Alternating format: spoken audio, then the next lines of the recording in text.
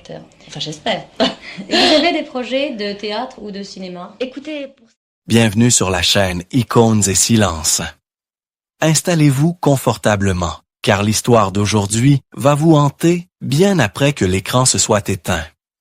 Nous allons plonger dans le destin fulgurant d'une femme qui a brûlé la vie par les deux bouts avant de se consumer elle-même.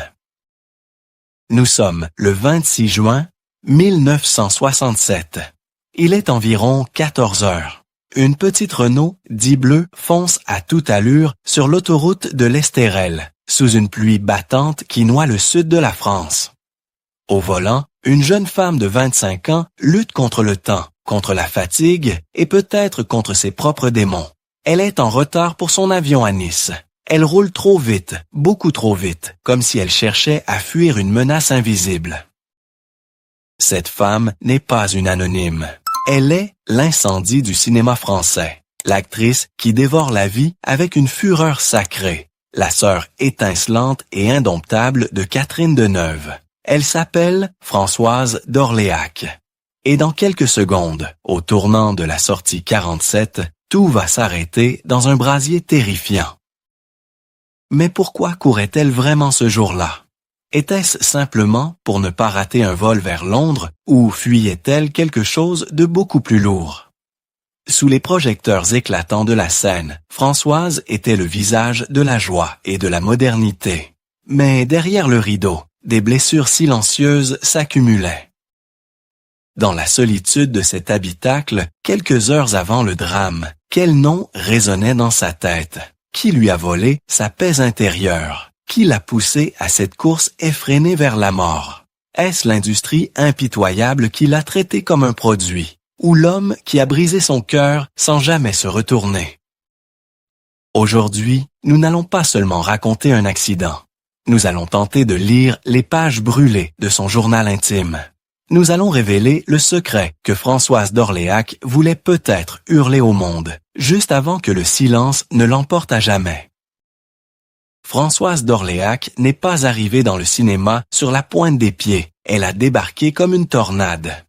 Au début des années 60, alors que la France cherchait encore à panser les plaies de l'après-guerre, elle est devenue cette bouffée d'oxygène vital dont tout le pays avait besoin. Elle n'était pas seulement une actrice, elle était le mouvement perpétuel incarné. Regardez-la dans L'Homme de Rio, aux côtés de Jean-Paul Belmondo. Elle ne marchait pas, elle courait. Elle ne parlait pas simplement, elle vibrait à chaque réplique. Elle a apporté une modernité foudroyante à l'écran, imposant un style nerveux, drôle et incroyablement vivant. En seulement quelques années, elle a tourné près de 15 films, un chiffre vertigineux qui témoigne de sa frénésie de travail. Son apogée artistique, elle l'a atteinte dans Les Demoiselles de Rochefort, ce chef-d'œuvre coloré de Jacques Demy. Dans sa robe jaune éclatante, elle chantait et dansait avec une grâce qui semblait surnaturelle. Elle était Solange, la compositrice passionnée, celle qui cherchait le grand amour. À cet instant précis, Françoise n'était pas seulement une vedette, elle était devenue le cœur battant d'une génération. Le public français, et bientôt le monde entier, l'adulait. On la comparait souvent à sa sœur, Catherine Deneuve. Si Catherine était la glace, sublime, calme et mystérieuse, Françoise était le feu, brûlant, imprévisible et dangereusement fascinant. Elle était la jeune fille d'aujourd'hui, celle qui voulait tout de suite. Chaque apparition publique était une fête. Elle était belle, elle était riche, elle était célèbre. Pour les spectateurs, elle avait la vie parfaite, une vie de rêve, de voyage et de glamour. Mais personne ne se demandait pourquoi elle courait si vite. Personne ne voyait que cette soif de vivre cachait une peur panique du vide. Elle vivait dans une urgence absolue, comme si elle savait, au fond d'elle-même, que son temps était compté. Elle acceptait tous les rôles. Elle voyageait sans cesse entre Paris, Londres et Rome, ne s'accordant aucun répit. Elle disait vouloir vivre à 100 à l'heure, mais l'industrie du cinéma, vorace, était ravie de la laisser accélérer, encore et encore. Derrière les sourires du tapis rouge et les flashs des photographes, les premiers signes de fatigue commençaient à apparaître. Mais qui aurait osé dire stop à une telle comète?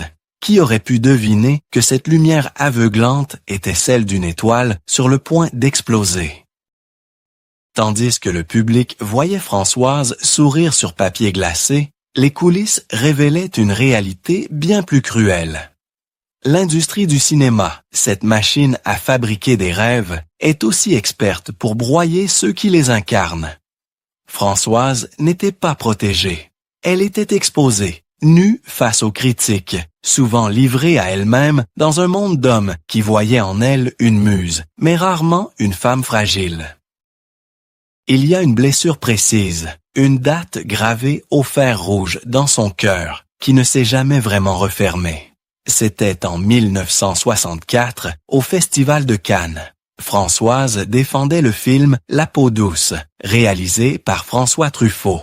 Ce n'était pas seulement un rôle pour elle, c'était une part de son âme, car elle vivait une passion tourmentée avec le réalisateur. Elle attendait une consécration, un geste d'amour du public. Mais ce soir-là, la magie a viré au cauchemar. Lorsque les lumières se sont rallumées, ce ne sont pas des applaudissements qui ont retenti, mais des sifflets, des huées. Pour une actrice aussi sensible, dont la peau était aussi fine que celle de son personnage, c'était une violence inouïe. Elle s'est sentie humiliée, rejetée, comme si on lui disait qu'elle n'était pas assez bien, pas assez digne d'être aimée. Plus douloureux encore que les sifflets du public, c'était peut-être le sentiment d'abandon. Truffaut, l'homme qu'elle admirait tant, le génie du cinéma, semblait distant, incapable de la rassurer face à cet échec public. Elle a vécu ce moment comme une trahison silencieuse. Le système ne l'a pas soutenue. Les producteurs voulaient déjà passer au projet suivant, sans lui laisser le temps de pleurer. C'est là que le masque a commencé à peser lourd. Françoise se trouvait laide. Elle détestait son reflet dans le miroir, persuadée qu'elle ne méritait pas sa place. Elle disait souvent qu'elle n'avait pas la beauté froide et parfaite de sa sœur, qu'elle devait se battre 2 fois plus pour exister. Cette insécurité chronique était le carburant de sa course folle.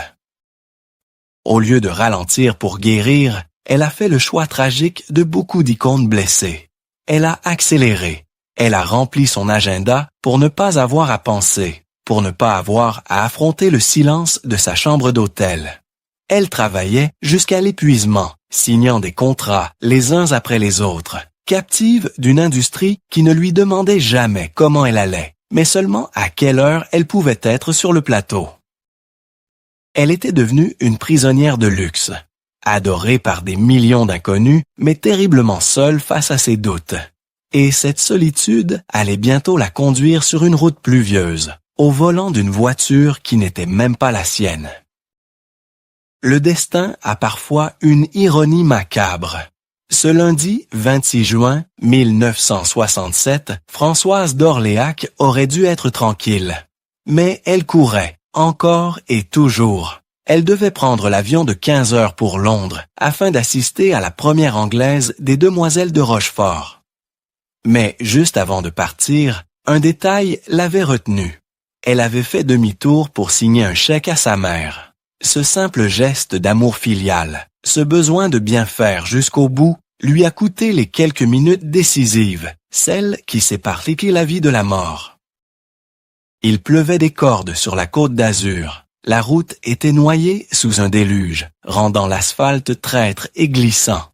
Françoise ne conduisait pas sa propre voiture, mais une petite Renault 10 de location, un véhicule léger qu'elle ne maîtrisait pas totalement. Elle roulait vite, pressée par l'heure qui tournait, l'esprit peut-être encombré par la fatigue d'une année sans répit. À 10 kilomètres de l'aéroport de Nice, à la hauteur de Villeneuve-Loubet, le temps s'est brutalement figé. La chaussée était devenue une patinoire. La voiture a fait une embardée violente, échappant totalement au contrôle de celle qui voulait pourtant tout maîtriser. Elle a percuté un panneau de signalisation en béton avant de faire plusieurs tonneaux pour finir sa course folle dans un champ. Le silence qui a suivi le fracas de la tôle fut bref et terrifiant. La voiture s'est immobilisée, mais le cauchemar ne faisait que commencer. Les portières étaient bloquées, tordu par la violence du choc. Et soudain, une étincelle. Le réservoir a cédé. Des flammes ont jailli. Les témoins, impuissants, ont vu le véhicule se transformer en un brasier instantané. Françoise, l'icône de la nouvelle vague, celle qui incarnait la vie même, s'est retrouvée prisonnière de cet enfer ardent. Elle, qui avait, dit-on, une peur irrationnelle du feu depuis son enfance, affrontait là sa pire angoisse, seule, dans cette cage de métal. Les secours sont arrivés trop tard. Il ne restait plus rien de la beauté éclatante qui avait illuminé les écrans du monde entier. C'est à peine si l'on a pu l'identifier. On a retrouvé, miraculeusement intact près de l'épave, son carnet de chèques et ses papiers d'identité. Comme si le destin voulait nous rappeler une dernière fois qui elle était, avant de l'emporter dans les cendres. L'industrie du cinéma attendait une star à Londres. Elle a reçu une nouvelle funèbre. Et le public, stupéfait, a réalisé que sa comète venait de s'écraser. Dans cet instant suspendu, entre le fracas de l'accident et la morsure du feu, imaginons ce que Françoise a vu. Imaginons que le temps s'arrête une seconde, juste assez pour qu'elle puisse enfin briser le silence qui l'étouffait depuis des années. Si elle avait pu écrire une dernière page dans son journal intime, si elle avait pu hurler sa vérité, elle aurait nommé les coupables de son épuisement. Elle n'aurait pas demandé pardon. Au contraire, elle aurait pointé du doigt ceux à qui elle ne pardonnait pas. D'abord, elle aurait accusé l'industrie, cette machine insatiable qui l'avait transformée en produit de consommation. Elle aurait dit à ses producteurs sans visage, « Vous m'avez volé mon sommeil. Vous m'avez fait croire que si je m'arrêtais un seul jour, je n'existais plus. Vous avez pris une jeune fille passionnée et vous l'avez pressée comme un citron jusqu'à ce qu'il ne reste que l'écorce. Je ne vous pardonne pas de m'avoir fait courir après un mirage. » Ensuite, ses pensées se seraient tournées vers cet homme, ce réalisateur de génie qui avait partagé sa vie et ses plateaux. Sans prononcer son nom, elle lui aurait adressé cet adieu glacial. « Tu as aimé l'actrice, mais tu as abandonné la femme. Quand les critiques m'ont déchiré à Cannes, tu as regardé ailleurs. Tu m'as appris à jouer la douleur devant une caméra, mais tu ne m'as jamais appris à survivre à la vraie tristesse. Je ne te pardonne pas ton indifférence. » Et enfin, le jugement le plus dur, elle l'aurait peut-être porté contre elle-même. Contre cette Françoise qui n'a jamais su dire non. Contre cette peur panique de ne pas être aimée qui l'a poussée à monter dans cette voiture, sous cette pluie, pour un voyage qu'elle aurait dû refuser. Dans ces flammes terribles, ce n'est pas seulement un corps qui disparaissait. C'était le cri d'une femme qui reprenait enfin le contrôle, d'une manière tragique. Le silence n'était plus une punition. Il devenait son ultime refuge. Elle ne courait plus. Elle ne jouerait plus. Pour la première fois de sa vie, Françoise d'Orléac s'arrêtait. Le monde allait continuer de tourner. Les films allaient continuer de sortir. Mais personne ne pourrait jamais effacer cette vérité. Ce n'est pas seulement la vitesse qui l'a tuée. C'est le poids insupportable d'une couronne qu'elle n'avait plus la force de porter. La disparition brutale de Françoise d'Orléac a laissé un vide immense, un cratère fumant au cœur du cinéma français. Sa sœur, Catherine Deneuve, a continué sa route, portant pour deux le fardeau de la célébrité, mais son regard a changé à jamais. On dit souvent que ce jour-là, une partie de l'insouciance de Catherine est morte dans les flammes avec Françoise, laissant place à cette icône froide et intouchable que nous connaissons aujourd'hui, comme une armure pour ne plus jamais souffrir autant. L'histoire de Françoise n'est pas qu'un simple fait divers tragique des années 60. C'est un avertissement éternel qui résonne encore aujourd'hui.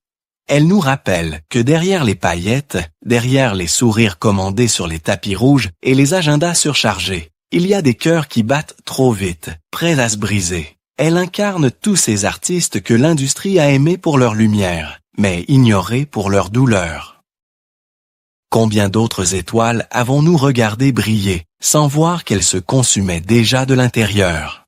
Sommes-nous prêts, aujourd'hui, à écouter les silences de nos idoles avant qu'il ne soit trop tard? Sommes-nous capables de voir l'être humain fragile derrière l'image glacée du succès? Françoise d'Orléac restera à jamais cette jeune femme de 25 ans, belle, insolente et libre. Le temps n'aura jamais de prise sur son visage. Elle ne vieillira jamais, préservée dans sa jeunesse éternelle comme un diamant brut. Elle nous laisse ce message muet, mais puissant. La gloire est un soleil magnifique, mais si l'on s'en approche de trop près, sans protection, elle finit toujours par nous brûler les ailes. Merci d'avoir partagé ce moment d'émotion et de souvenir avec nous sur la chaîne Icônes et Silences. Si l'histoire de Françoise vous a touché et si vous souhaitez que nous continuions à redonner une voix à ceux qui l'ont perdue, je vous invite à vous abonner et à partager cette vidéo. Dites-nous en commentaire quelle icône oubliée vous voudriez voir renaître dans notre prochain récit. À très bientôt pour briser un nouveau silence.